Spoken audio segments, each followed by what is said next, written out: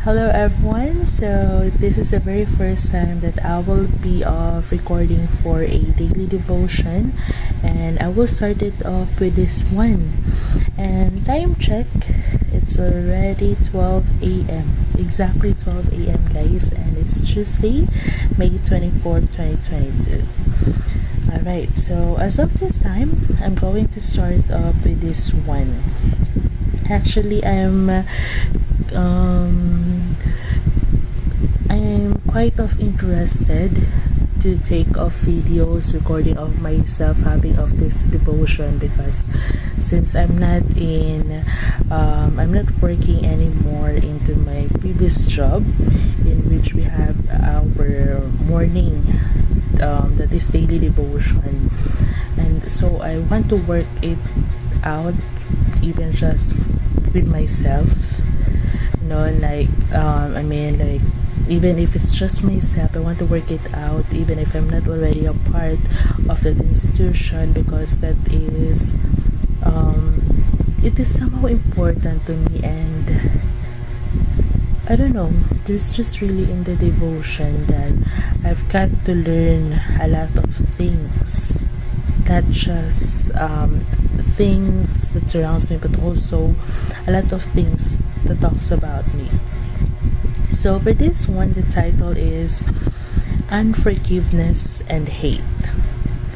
The sooner we confront hatred in our heart, the brighter our witness will shine. Again, the sooner we confront hatred in our heart, the brighter our witness will shine. Do you believe into that one? Well, you should be. You should believe into it. It's because sometimes we get to our hearts and minds are too clouded with hate that we forgot those good things that surrounds us. And sometimes kato siya nga hatred overpower to niya ang katubitong sunshine nga that is within us. So ma-overpower niya. So kung ma-overpower niya, what will happen? So bitong what's in your mind, what's in your heart, those are also the same things that will be put into action. So mo mong mabuhat kimo man sa mong nahuna mo na sa mong kasing-kasing. And from Ephesians 4 verse 31 to 32, one of the most destructive attitudes a believer can display is hate. So kana igud siya no bitaw kita, we wanted to follow of Christ, but how can we do that one kung ato ang kasing-kasing mismo puno kay hate? And I'm really affected with it. It's because there are people, as we are human as I am, there are people that we intentionally, no, not intentionally, sorry, we don't expect to go along our way, tapos sila bito din na makapatrigger sa ato ang human nature goes with the kinatong batasan. Think about it.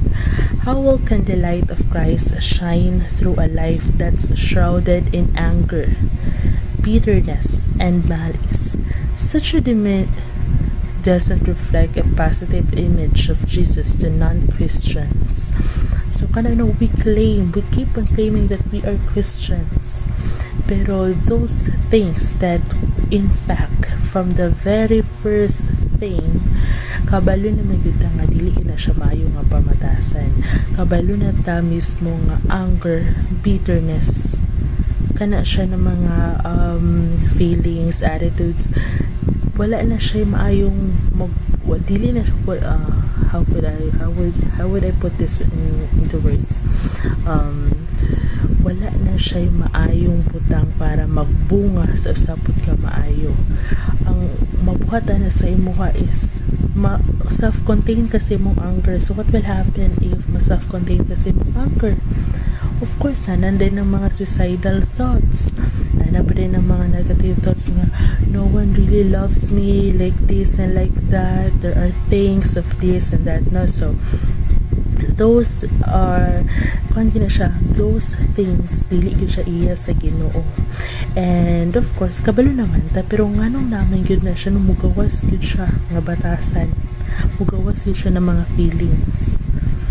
More nang every day we really need to hear out the word of God kay sometimes kana bitong kabalo naman ta, aware ta nga say patong kabuhaton, aware ta nga di ni siya mayo nga butang, pero we keep on doing it, no? Kay less nato, not really less, pero di inigid kinato ka kadunggan ang pulong sa Ginoo. Kay sometimes, most especially that as of these trying times, some of us, not just some but most of us, won't be able to go into physical church. No, so even me, I'm guilty with it, no. Sometimes bitan ako sa television kay ano manggod pud kinang I don't want to engage of myself into a crowded places kay kanang I'm also kanang you call this I also want to take off safety precautions, especially for my family. And then so going back to it, but the problem affects more than our witness to the unbelieving world. Even in churches, it's not difficult to find individuals brimming over with hostility. Where does this attitude come from? One reason some believers struggle with hatred is an inability to forgive or hurt. Is that you? Are you that one? Are you one of those people? Think about someone who wronged you in the past. Ako siguro, if I could think of that someone right now. It's not in the past. Yeah, it's in the past, but not really in the far-flung past. It's just like it happened a few days ago, I guess.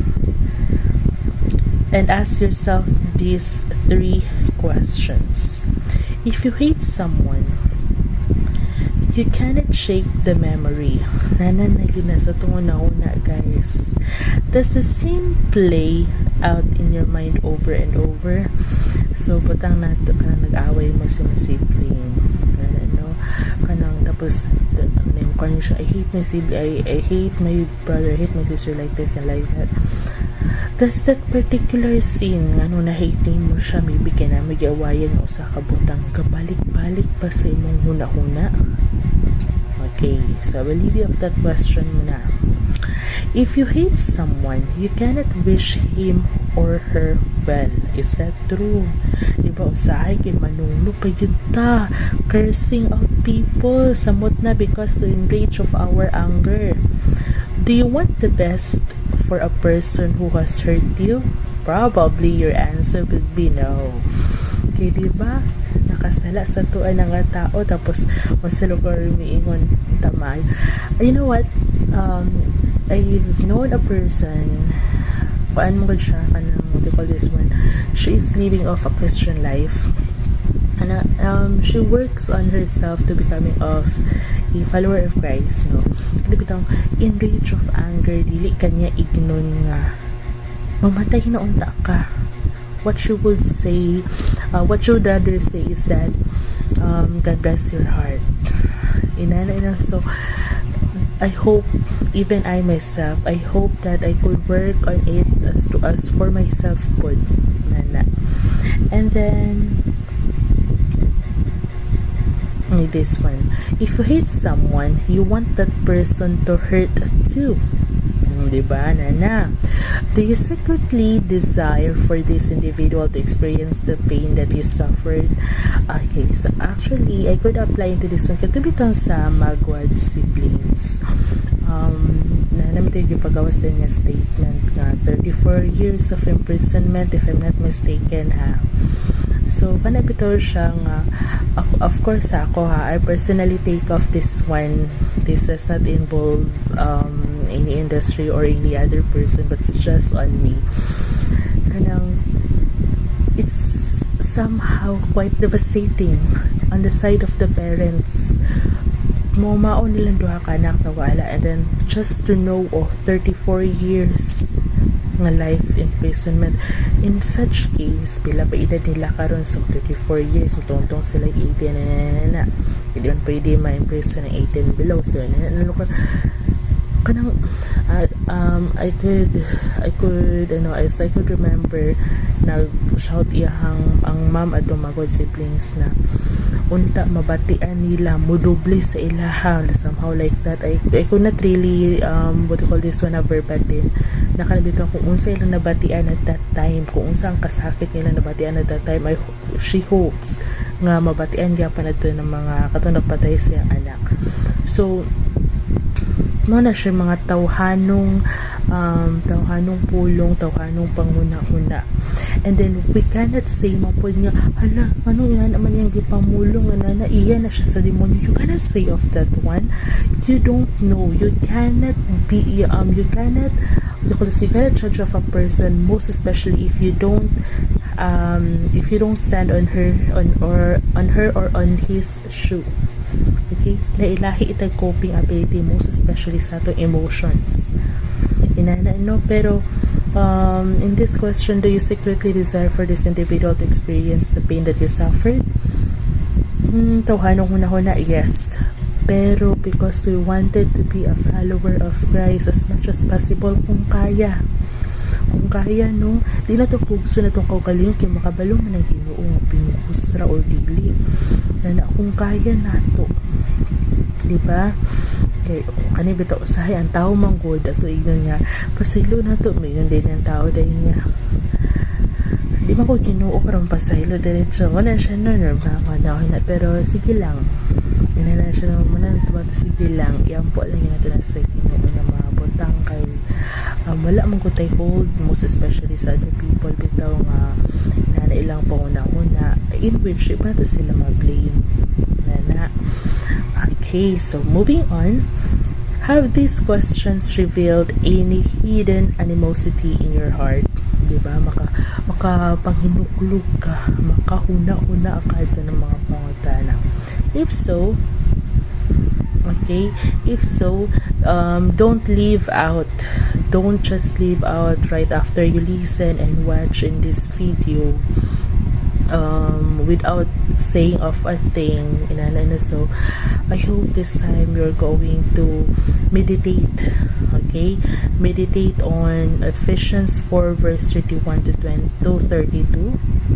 Okay, read the passage aloud, then personalize it into a prayer, and let the Holy Spirit move you to forgive an old hurt. So let us read of that one, the book of Ephesians 4 verse 31 to 32.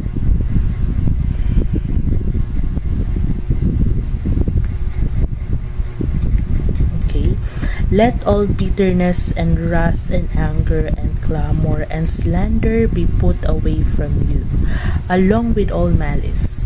Be kind to one another, tender-hearted, forgiving each other, just as God in Christ also has forgiven you. With this, let us pray.